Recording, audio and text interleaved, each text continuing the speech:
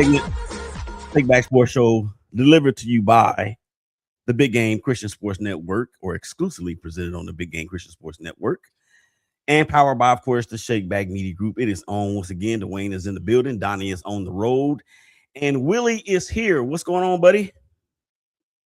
All is well, my boy. All is well. And guess what I just figured out real quick?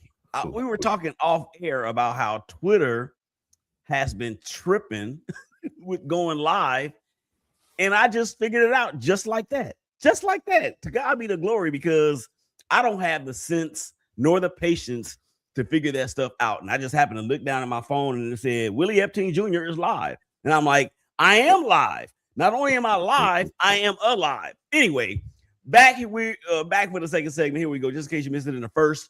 Man, the NFL and George Pickens and all of that other good stuff that's going on there. AR5 has requested a trade and has been granted permission by the Colts. I don't think Dwayne doesn't really care that much, but it's all gravy. Thank you guys for out there for checking us out. Facebook, my page, the network's page, the media group's page, Dwayne's page, also YouTube for the network, as well as the ShakeBack Media Group, LinkedIn, and of course, Twitter.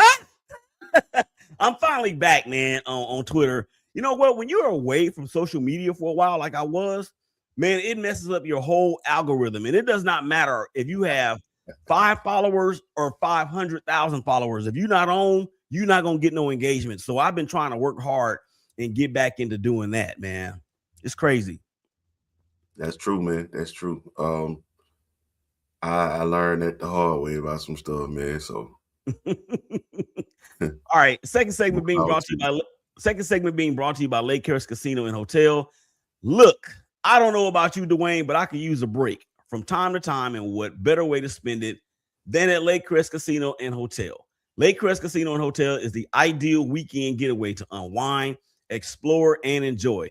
Located just 5 minutes from Lake Murray at exit 29 off the 35 freeway in Ardmore, Oklahoma, with 89 hotel rooms, 20 full hookup RV park sites, boutique shopping at the Oasis. You can dine at the Lakeside Grill or grab a coffee and quick bites from Winning Picks Coffee and more.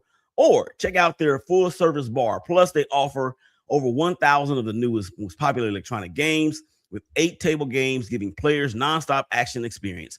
Whether you're into fast-paced games or classic table favorites, Lake Crest Casino has you covered. So why wait? Plan your getaway today and book your stay at lakecrestcasino.com. Again, that is lakecrestcasino.com. All right. So at the end of the first segment, we were talking about George Pickens and whether or not he's going to make business decisions, as he has now been placed under the tag. And we encourage you guys out there that's watching, please drop your comments, like, share, subscribe on all the platforms that you see before you. That would be much appreciated. Look, support is free.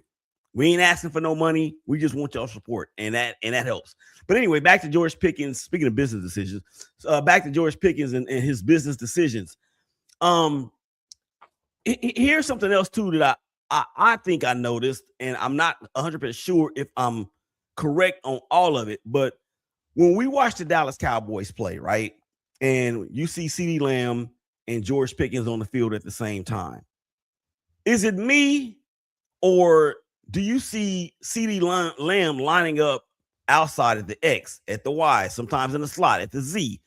He does that way more than George Pickens does, and which in my mind makes me believe that he is way more number one receiver than George is. And George may have been a beneficiary of a lot of one-on-one coverage because of what happens on the other side of the field, or with CeeDee Lamb in the slot. Your thoughts?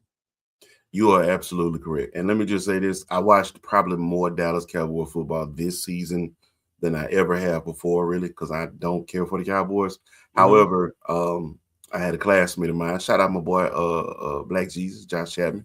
But he's apparently a Cowboys fan, and he really was going ham on Dak Prescott. And my thing to him was simply, sir, Dak is playing the best football of his career. How in the world? How dare you open your mouth as a person who hasn't seen the Super Bowl since your childhood? You a 40-plus-year-old man now. How dare you open your mouth and complain about Dak Prescott? So in watching the Cowboys this season, you are absolutely correct. CeeDee Lamb is doing everything that is required of him as a number one. He lines up all over the field in all the different positions. He does everything that's being asked of him. When it comes to run blocking, when it comes to blocking the downfield blocking, when he's going to have to face the double teams, triple teams, whatever. He doesn't complain about anything. He's not, goofing off. He's a consummate professional on that field. Mm-hmm. Yeah. George Pickens beats his man's one-on-one, but when he's not getting the ball, there isn't much left to George Pickens in the game. You sometimes he might block, sometimes he might, he probably won't. If he's not getting the ball, he doesn't seem as enthused about being on the field. And really, when it comes to moving around, he kind of gives the plays away because his body language shows I'm not getting the ball. Mm-hmm. Yeah. And here's one final quick thought on that whole George Pickens thing. Obviously, the numbers were terrific. Obviously, he is one of those generational type of wide receivers. Big, strong, great hands, can catch, can beat you in the 50-50 balls, runs good routes. But with all that being said, the Cowboys obviously know something that we don't in terms of why they're not giving him this long-term deal at this moment. And it could be a couple different things. Of course, to like stall out to get the best deal that's for the Cowboys while George attempts to get the best deal for himself. Remember him and him and Micah Parsons have the same agent. And Pickens was on Micah Parsons' podcast during Super Bowl week, and they were talking about that kind of stuff. But the Cowboys obviously have some concerns. Otherwise, they would do what they did with CeeDee Lamb and even, I don't know, throw another player out there, Deron Blandford to a degree, maybe even Trevon Diggs to a degree as well. All right. So we got this new segment, and we're gonna call this the ShakeBack movie review. And look at Dwayne's face. We calling this the ShakeBack movie review. And I saw this on Twitter, and if I can remember the person that posted it, I would certainly shout you out. My bad for that. You know who you are if you're watching, and ultimately would be listening. But it got me to thinking, Dwayne, and you and I and Donny are a little bit of some movie connoisseurs, especially when it comes to movies that star people that look like us, sound like us, talk like us, whatever the case may be. So I got 4 movies, Dwayne, that you have to eliminate for life.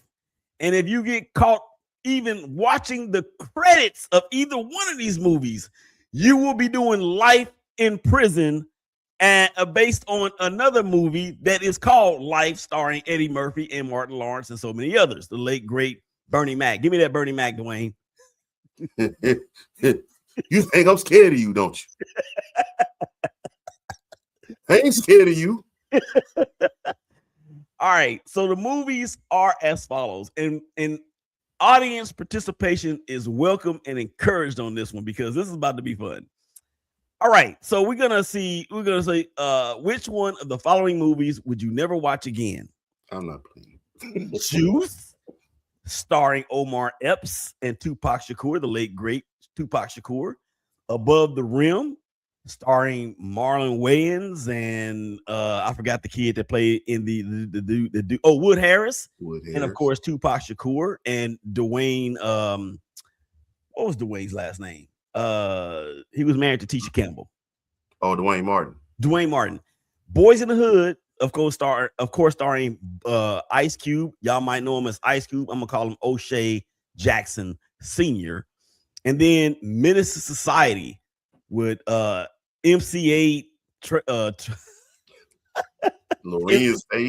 Lorenz Tate, and of course Tyron Turner. So Dwayne, the clock is ticking, brother. Which one of these movies are you eliminating forever? I ain't gonna even lie to you, my boy. I don't really want to play. No, you got no. This is not the nation. This is not the nation's capital. No. Here's the thing. I will play. Okay. I'm just letting it be known. I don't really want to play.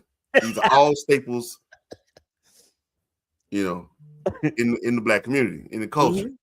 However, of the four, I probably will go with Menace to Society.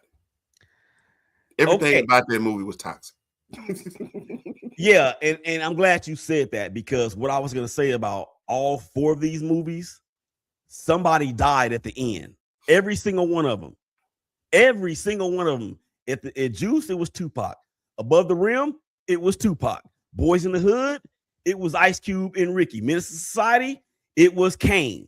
Somebody died at the end of every single one of these movies. But this is what I'll say about all four of these movies, because this is no slight on any one of these four movies. I mean, our generation can quote lines from either one of these movies from now until they decide to make a sequel. Menace 3 Society, how about that? Boys in the Hood, Deuce. How about Above the Rim, Above the Backboard? How about that? How about Juice?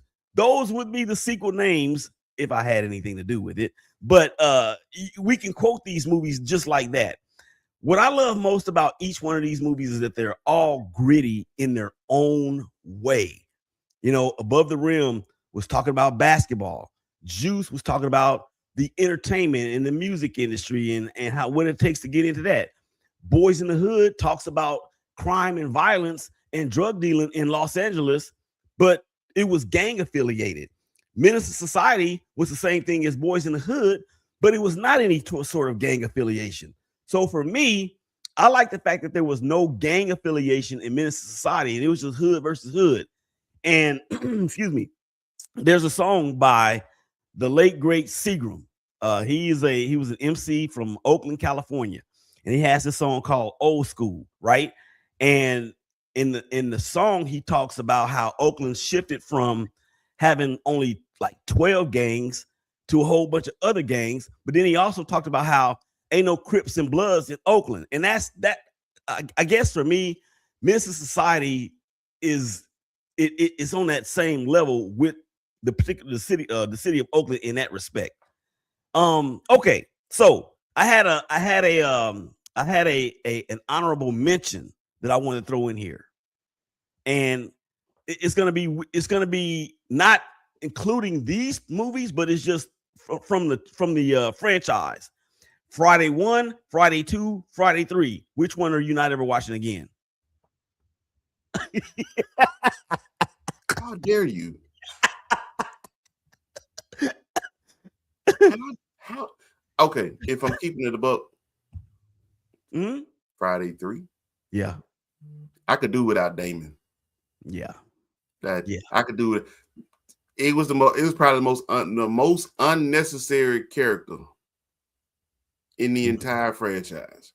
Now, him and Cat Williams had a nice little standoff that was extremely funny, but Cat Williams just kind of does that, pretty much with anybody who's on the screen with him.